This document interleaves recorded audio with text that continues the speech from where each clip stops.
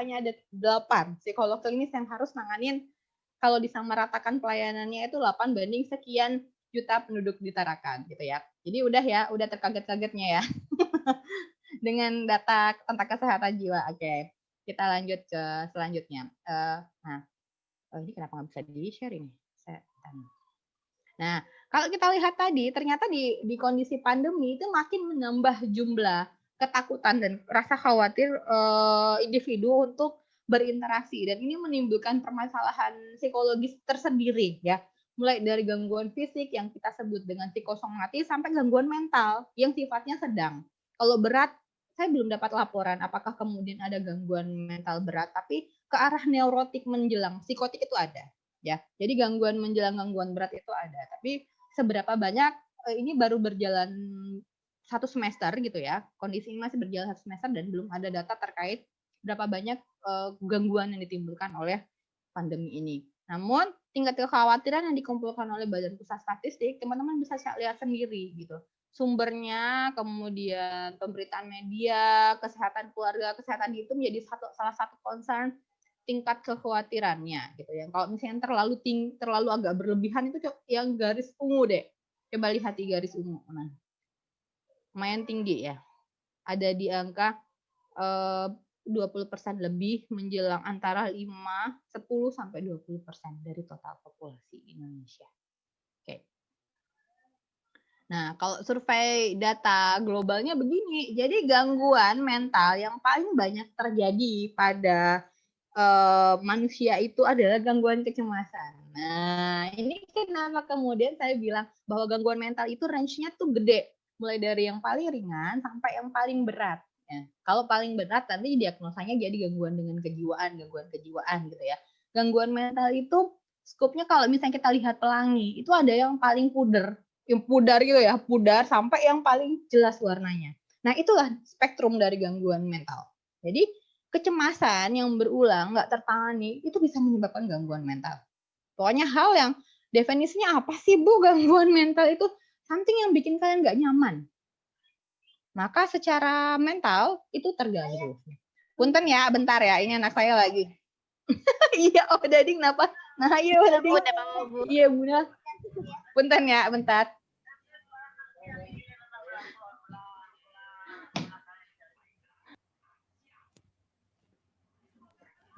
Tutup adek, tolong. Oke, biasa gitu kalau di rumah mah gitu ya. Coba lihat lagi.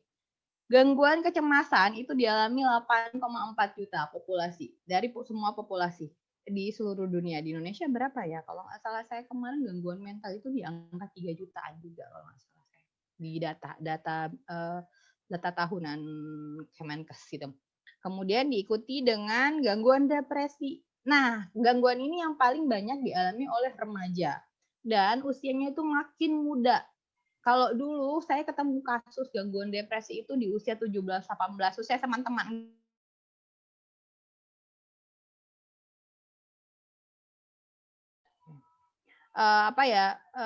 Kalau misalnya dulu saya menemukan bahwa gangguan paling muda itu di usia teman-teman, gangguan pertama, ini makin muda, usia 12-11 tahun itu mulai menunjukkan gejala gangguan depresi. Nah, karena apa? Ansieta sama depresi itu paling mudah dikenali dan paling mudah untuk didiagnosa dengan simptom atau gejala yang bisa kita kenali secara pribadi gitu. Nah, sementara gangguan mental berat ada di zona 2,5 juta tadi. Gede deh untuk semua populasi. Dan ditunjukkan dengan gangguan perilaku 1,2 juta. Ini dalam juta ya, ini dalam juta. Gangguan mental berat. Nah, wilayah ketika kita bicara tentang gangguan mental, kita sisihkan dulu gangguan mental beratnya yang memang ini arahnya ke arah psikotik dengan impairment yang sangat tinggi, ketidakmampuan yang sangat tinggi, ketidakmampuan berfungsi yang sangat tinggi. Kalau kita bicara tentang gangguan kecemasan, depresi ini tuh bisa terjadi banget di diri kita. Apalagi di masa pandemi begini, ketika semuanya jadi serba tidak jelas, hoax makin gampang untuk disebar gitu ya, dan tangan kita tuh kayak gatal banget untuk ngeliatin gitu. Kalau dulu aku di 3 bulan pertama saya selalu mantau. Oh ini sudah sampai sini, hanya untuk pengetahuan saya gitu ya. Cuma karena makin kesini sepertinya gitu ya, ngelihat lingkungan kok makin abai dengan protokol kesehatan, kemudian makin ketika angka makin tinggi, angka survival makin tinggi juga, kemudian angka terkontaminasi juga makin tinggi gitu ya. Tapi kita akan bandingkan dengan jumlah angka yang diperiksa juga, dan ini sesuatu hal yang niscaya yang menurut saya mungkin banyak masyarakat yang kemudian diperiksa kesehatannya, maka angka infeksiusnya juga akan meningkat, ya gitu ya. Jadi itu suatu hal yang harus kita cermati, amati, sekaligus kita terima, dan yang harus kita amati adalah bagaimana kondisi kejiwaan kita saat ini, kondisi mental kita saat ini. Tadi udah selesai ada Aisyah, saya mau tanya tadi kalau nggak salah tadi malam saya sempat ada kirim Google Doc ke Mbak Tari, sempat disebar. Halo, suara saya bisa dengar Aisyah? Sudah Bu, sudah udah Bu. Oh sudah. Nanti saya pengen, sebenarnya itu screening awal saya pengen lihat apakah kemudian ada masalah dengan mental gitu ya, dengan kejiwaan dan mental pada teman-teman di sini. Nah, ketika kita bicara tentang mental illness atau gangguan mental, ada setidaknya setidaknya teman-teman dapat mengamati diri teman-teman sendiri di 3 aspek. Bagaimana proses berpikir, saya masih mampu nggak berpikir runut? Atau kok saya gampang banget terdistraksi ya akhir-akhir ini? Ketika saya lagi nulis di kamar atau lagi baca, lihat bayangan gerak aja saya langsung merasa khawatir. Atau ketika saya lagi nulis, terus ini kayak saya nih lagi di ruang kerja, terus di depan saya ada pohon pisang. Ketika angin kencang dan pohon pisang itu gerak, saya langsung terdistraksi. Atau ada pikiran-pikiran tentang sesuatu hal yang sifatnya itu katastropik. Katastropik itu apa deh? Gede gitu ya, gede dan menyentuh semua aspek gitu ya. Dan saya tuh ngerasa bahwa something yang paling buruk itu akan terjadi pada saya dan keluarga saya di masa pandemi ini. Nah, hal-hal yang thinking begitu apakah pernah terjadi dengan teman-teman? Atau makin sering terjadi di masa pandemi ini gitu ya. Saya tuh nggak bisa konsentrasi loh Bu, akhir-akhir ini baca apa, kalau dulu itu 3 lembar itu cuma sekedip mata, sekarang itu kayaknya saya butuh berkali-kali buat baca. Berat banget rasanya untuk bisa memahami suatu hal gitu. Dengan feel-nya gimana? Kok saya gampang banget baper ya Bu, akhir-akhir ini irritated mulu gitu, atau ketika ngerasain sesuatu itu saya cenderung lebih mudah tersentuh gitu. Tiba-tiba nangis aja, mewek aja gitu. Nah, mewek nangis ini masuk ke behavioral atau feels ya? Nanti akan coba kita cermati gitu, masuk ke behavioral atau feels-nya, ke emosinya gitu. Atau sesuatu hal yang dulu itu bisa sangat mudah untuk membuat saya ketawa. Sekarang itu enggak.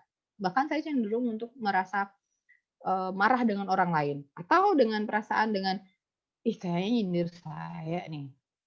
Kita semakin mudah untuk merasa terganggu dengan sesuatu hal yang sifatnya stimulus normal. Padahal stimulus kan normal ya, tentang bagaimana kemudian kita menginterpretasi stimulus itu yang membuat kita bereaksi terhadap stimulus. Jadi kalau memang ada orang ngomong di depan kita itu kan sebenarnya netral nih. Orang ngomong di depan kita tuh netral. Mereka mau ngomongin apapun ya itu mulut-mulut mereka gitu kan. Kondisinya begitu.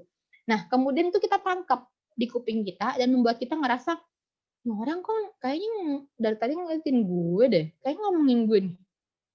Iya fix.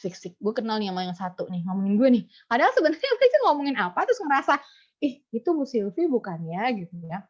Saya mau negur tapi takut gitu, takut salah orang gitu, atau takut ini kayaknya kenapa mukanya lagi enak, mau negur takut kena damprat gitu. Akhirnya orangnya cuma ngeliat doang, ini ada mispersepsi. Tapi saya udah langsung interpretasi bahwa mereka kemudian sedang membicarakan saya di depan saya. Nah, reaksi saya terhadap itu akhirnya apa? Akhirnya itu yang membuat saya merasa terganggu secara emosional. Nah, kita harus cermati dulu begitu.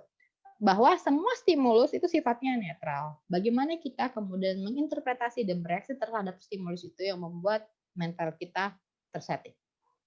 Lalu bagaimana dengan behavioral? Jadi lebih kemerungsung nggak? Ini ada orang Jawa nggak sih? Kemerungsung itu apa ya? Kemerungsung itu terburu-buru, kesusu kalau orang Jawa ngomong. Tapi terburu-burunya itu punya koneksi dengan thinking-nya. Maksudnya dia ngerasa nggak tenang, kemudian apapun yang dilakukan kayaknya nggak beres, dan pengennya paling gampang ini ngelihat bahwa dalam behavioral ada perilaku yang tidak sinkron ke sehari-hari. Kalau misalnya sesuatu hal yang di masa pandemi yang paling gampang itu ya, yang paling gampang membuat membuat saya gampang untuk melihat itu kalau misalnya kondisi ibu-ibu yang suaminya kerja di rumah, yang WFH, anaknya sekolah daring gitu ya, dia juga kerja, gue lagi curhat Bu gitu kan, itu lebih gampang untuk secara emosional meledak, sentuh dikit aja udah ngomel-ngomel. Bisa dipahami karena tekanan emosional dan beban kerja itu makin tinggi. Ya, itu normal nggak Bu? Nah, batasan normal dan tidak ini yang harus kita tahu gitu. Batasan normal itu meliputi apa saja? Selain gejala 3 tadi, ada yang disebut dengan waktu, batasan waktu. Ketika itu dialami 2 minggu setelah kejadian atau setelah kondisi tidak menyenangkan dalam kondisi apapun ya, saya bicara dalam tataran umum ini ya, nggak hanya pandemi gitu. Itu kita sebut dengan gangguan akut. Jadi ketika kemudian perubahan itu terjadi secara cepat dalam 2 minggu, itu gangguan kita sebut dengan gangguan akut. Nah, bertahan nggak dia dalam 1 bulan? 1 bulan ini masih kemudian kita evaluasi perilakunya. Dan ini kita masih sebut dengan gangguan akut juga. Nah, jika kemudian kondisi 1 bulan ini berlanjut sampai 6 bulan, sampai kondisinya tidak tertangani dan makin parah, ini disebut dengan gangguan kronis ya kalau di kedokteran gitu ya. Nah, ini baru bisa kita diagnosa dengan disorder apapun itu. Ya. Jadi nunggunya tuh 6 bulan. Makanya saya bilang ini pandemi ini 6 bulan nih. 1 semester ini udah bisa dievaluasi berapa banyak kemudian orang-orang yang mulai mengalami gangguan mental secara konsisten. Perasaan tidak tenang, kecemasan yang terus-menerus makin hari makin bertambah dengan seiringnya naiknya korban gitu ya. Naiknya angka infeksius ini udah bisa kita lihat bagaimana gambaran kondisi mental masyarakat kita sekarang.